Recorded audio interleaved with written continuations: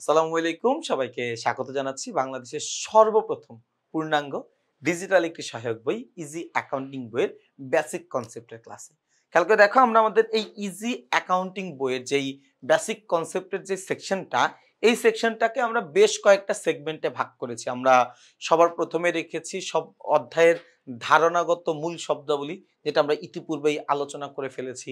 তারপরে আমরা রেখেছি ওই অধ্যায়ের গাণিতিক যেই সূত্রগুলো আমাদের অঙ্ক করতে প্রয়োজন বা বহু নির্বাচনী প্রশ্নের ক্ষেত্রে প্রয়োজন, সেই সূত্রগুলো আমরা আলোচনা করেছি।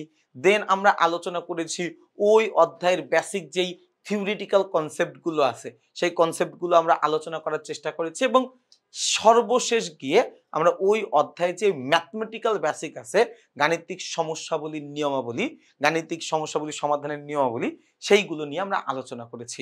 তার মানে তুমি বুঝছো যে বেসিক সেকশনেই 4টা পার্ট করা আছে, যাতে করে তোমার বেসিকে কোনো সমস্যা না থাকে।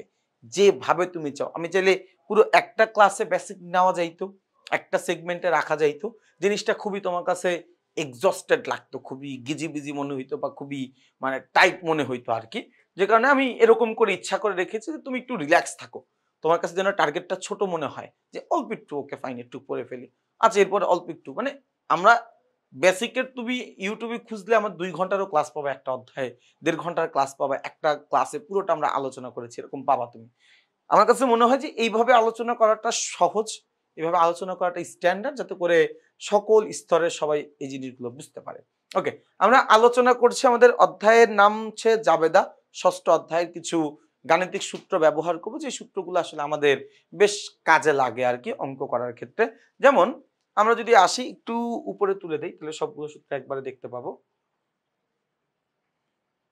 আচ্ছা, একটু খেয়াল করে দেখো, সর্বপ্রথম এই সূত্রগুলো কিন্তু আমাদের বিভিন্ন অঙ্কে লাগবে। হ্যাঁ, বিভিন্ন অঙ্কে লাগবে, একবারে শিখে ফেলি আমরা।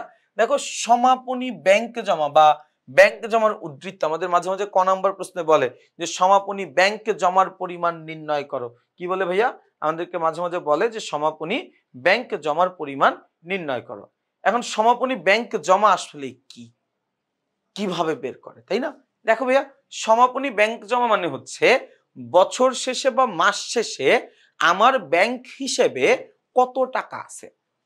সমাপনী ব্যাংক জমা মানে বছর শেষে বা মাস শেষে আমার ব্যাংক হিসাবে কত টাকা আছে তার পরিমাণ বের করো।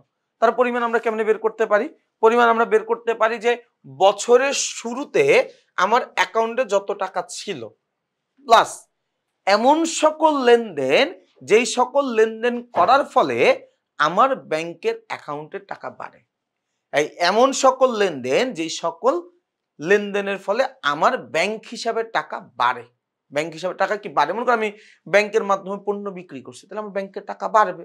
এই আমার ব্যাংকের টাকা বাড়বে।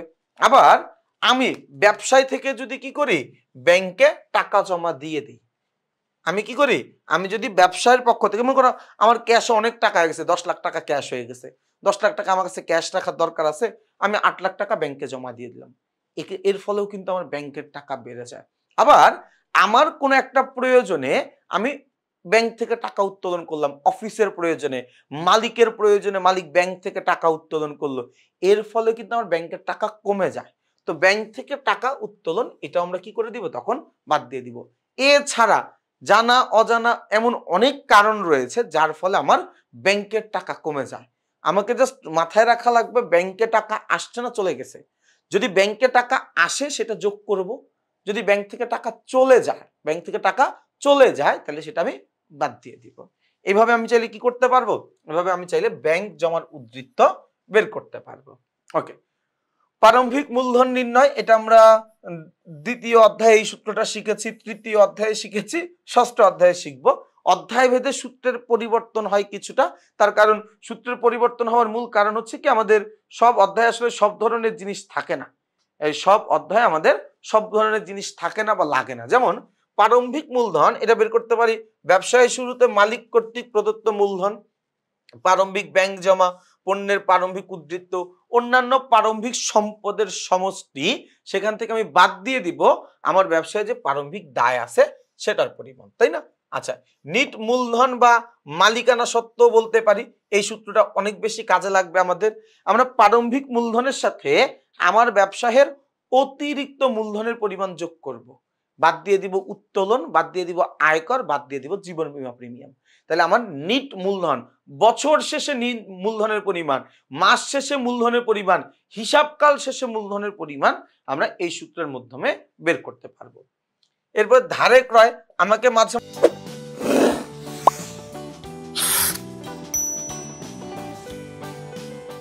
মাঝে বলবে উদ্দীপকে উল্লেখিত লেনদেনের মাধ্যমে ধারে ক্রয়কৃত পণ্যের পরিমাণ নির্ণয় করো। একটা হচ্ছে নিট ক্রয়ের পরিমাণ বের করো, মোট ক্রয়ের পরিমাণ বের করো, এটা একটা জিনিস। ধারে ক্রয়ের পরিমাণ বের করো, এটা আরেক জিনিস। ধারে পণ্য ক্রয় মানে আমি যেই পণ্যটা কিনে টাকা দেই নাই এমন সকল লেনদেনগুলা। আমি পণ্য কিনে নিয়ে আসছি কিন্তু টাকা দেই নাই, এই যে আমি পণ্য কিনে নিয়ে আসছি কিন্তু টাকা দেই নাই, এমন লেনদেনগুলো নিয়ে আমরা কি করব, আমরা ধারে ক্রয়ের পরিমাণ বের করব। কিভাবে বের করতে পারি, আমরা কি করব, এখানে ধারে ক্রয়কৃত পণ্যের সমষ্টির সাথে যোগ করে দিব অলিখিত ক্রয়, বাদ দিয়ে দিব ক্রয় বাট্টা, যদি আমার প্রশ্নে থাকে তাহলে, যদি থাকে তাহলে আমরা বাদ দিয়ে দিব। তাহলে মোট ক্রয় বের করব কিভাবে, এই মোট ক্রয় আমরা বের করতে পারি নগদে ক্রয়, চেকে ক্রয়, বিলের মাধ্যমে ক্রয়, বাকিতে ক্রয়, সবগুলো আমি যোগ করব। যোগ করে যদি ক্রয় বাট্টা থাকে আমি বাদ দিয়ে দিব। নিট ক্রয় কেমনে বের করব, নিট ক্রয়, ক্রয়, প্রকৃত ক্রয়, এটা বের করার সূত্র হচ্ছে মোট ক্রয়, মানে আমি যত ধরনের পণ্য কিনছি ওই পণ্য ক্রয়ের সাথে বাদ দিয়ে দিব ক্রয় ফেরত, বাদ দিয়ে দিব পণ্য উত্তোলন, বাদ দিয়ে দিব বিজ্ঞাপনের উদ্দেশ্যে পণ্য বিতরণ, বাদ দিয়ে দিব মুনাফাবিহীন বিক্রয়। এই জিনিসগুলো বাদ দিয়ে দিলে আমার নিট ক্রয়ের পরিমাণ আসবে। কিসের পরিমাণ, নিট ক্রয়ের পরিমাণ আসবে। ঠিক একইভাবে আমরা ধারে বিক্রয়ের পরিমাণ বের করতে পারি। আমি ধারে বিক্রয় করেছি এমন সকল লেনদেনগুলো আমি কি করে দিব, যোগ করে দিব। ধারে পণ্য ক্রয় করেছি এমন সকল লেনদেনগুলো যোগ করে যদি আমার প্রশ্নে বাট্টার পরিমাণ থাকে সেটা বাদ দিয়ে দিব। যদি আমার প্রশ্নে বাট্টার পরিমাণ থাকে তাহলে কি করব, বাদ দিয়ে দিব। মোট বিক্রয় মোট ক্রয় সূত্র সিমিলার। নিট বিক্রয় কি করব, বিক্রয়ের সাথে আমি যোগ করব, মানে মোট বিক্রয় থেকে আমি বাদ দিব বিক্রয় ফেরত, বাদ দিব হচ্ছে আমার বিক্রয়কে হ্রাস করে এমন উপাদান, যেমন মুনাফাবিহীন বিক্রয়, আমি বিক্রি করেছি কিন্তু মুনাফা হয় নাই, মুনাফা না হইলেও এটা বিক্রয়ের মধ্যে থাকতে পারে না, বিক্রয়ের মধ্যে থাকার ক্রেডিটেবিলিটি নাই, যোগ্যতা তার নাই, বের করে দিতে হবে বিক্রয় থেকে, তাই না? আচ্ছা, এরপরে কি বিক্রয় বাট্টার পরিমাণ, বিক্রয় বাট্টা হচ্ছে কি আমার বিক্রয়ের উপরে যে পার্সেন্টেজটা আমি পাইছি, মনে করো আমার 5টা বিক্রয় দেওয়া আছে, মনে করো আমি বিক্রি করছি 1000 টাকা, এটার উপর আমার 5% বাট্টা, মনে করো আমি বিক্রয় করছি 5000 টাকা, এটার উপর আমার 10% বাট্টা। তাহলে তুমি বাট্টা বের করো তো ভাইয়া, এই 1000 টাকার 5% হচ্ছে 50 টাকা, 5000 টাকার 10% হচ্ছে 500 টাকা, তাই যোগ করে দেখো তো 550 টাকা। এটা হচ্ছে আমার মোট বিক্রয় বাট্টার পরিমাণ। সোজা কথা, আমি পণ্যদ্রব্য ক্রয় বিক্রয়ের সময় যেই হারে যেই পার্সেন্টেজে বাট্টা পাই আমি কি করব, জাস্ট ওই পার্সেন্টেজটা বের করব, তাহলে কিন্তু কি এখানে আমার মোট বাট্টার পরিমাণ বা বিক্রয় বাট্টার পরিমাণ বা ক্রয় বাট্টার পরিমাণ বের হবে।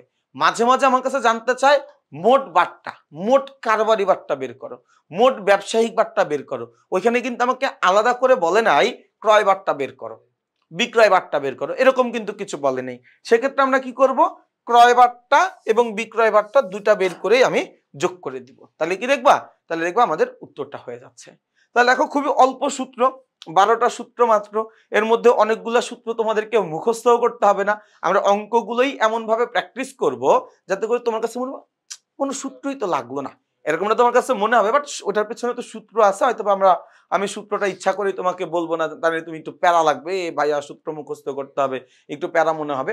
আমি চেষ্টা করব অঙ্কগুলো প্র্যাকটিস করানোর সময় যদি পারি অঙ্কের পাশে লিখে দিব যে এই অঙ্কে আমরা আমাদের বইয়ের এত নম্বর সূত্রটা ব্যবহার করেছি, এত নম্বর সূত্রটা ব্যবহৃত হয়েছে, এটা বলে দিলে পারবো কিনা আমি জানি না, সম্ভব হবে কিনা আমি জানি না, বাট বলে দিতে পারলে সুবিধা হবে কি, তোমরা বুঝবা যে এই সূত্রগুলোর অ্যাকচুয়ালি আসলে প্রয়োজনীয়তাটা কি, এটা তুমি অনুভব করতে পারবা।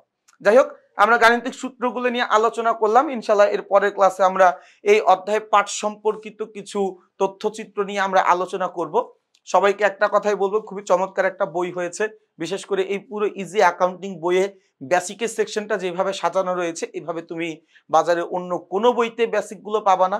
আমাদের ইজি অ্যাকাউন্টিং বইয়ের সবচেয়ে বড় বৈশিষ্ট্য হচ্ছে এটা একটা ডিজিটাল বই, তুমি প্রত্যেকটা বইয়ের ভিডিও লেকচার, প্রত্যেকটা বইয়ের প্রত্যেকটা কন্টেন্টের উপরে তুমি ভিডিও লেকচার পাচ্ছ। একটা হচ্ছে পুরো বইয়ের উপরে ভিডিও কন্টেন্ট দেওয়া, তোমাকে খুঁজে নিতে হবে যে এই কন্টেন্টটা মানে আমি এটা সলভ করতে চাই, এটা কোথায় আছে। আর আমরা যেটা করেছি সেটা হচ্ছে কন্টেন্টের সাথে দিয়ে দিয়েছি কিউআর কোড। তুমি স্ক্যান করলে তোমার বইতে এই জায়গায় যে কিউআর কোডটা আছে, এই কিউআর কোড স্ক্যান করে লাভ নাই। বইয়ের মধ্যে এই জায়গায় যে কিউআর কোডটা আছে, এই কিউআর কোডটা স্ক্যান করলে এই ক্লাসটাই তোমার সামনে আসবে। তো এর চাইতে বড় সুবিধা আর কিছু হতে পারে না। তুমি যদি এখন চাও যে তুমি বাসায় টিচার রাখবা না, তুমি কোনো ব্যাচে পড়বা না, তুমি কোনো কোচিং এ পড়বা না, কিন্তু তুমি হিসাব বিজ্ঞানে A+ পাইতে চাও, হিসাব বিজ্ঞানে তুমি 90+ পাইতে চাও, ইনশাল্লাহ এটা পাওয়া সম্ভব। তার কারণ আমাদের বইটা ওইভাবেই সাজানো, বইটা ওইভাবেই আলোচনা করা। যাই হোক, যারা যারা ক্লাসটা মনোযোগ দিয়ে করলা তোমাদের সবাইকে অনেক অনেক ধন্যবাদ। যারা যারা বইটা এখনো সংগ্রহ করো নাই তাদেরকে বলবো যত দ্রুত সম্ভব বইটা সংগ্রহ করে ফেলো। ইনশাল্লাহ এই একটা বই তোমার এসএসসি পরীক্ষায় অনেক বেশি সহায়ক ভূমিকা পালন করবে, তোমার এসএসসি পরীক্ষার মূল টার্ম কার্ড হিসাবে কাজ করবে। সবাই ভালো থাকবা, সুস্থ থাকবা, আমার জন্য বেশি করে দোয়া করবা। আসসালামু আলাইকুম।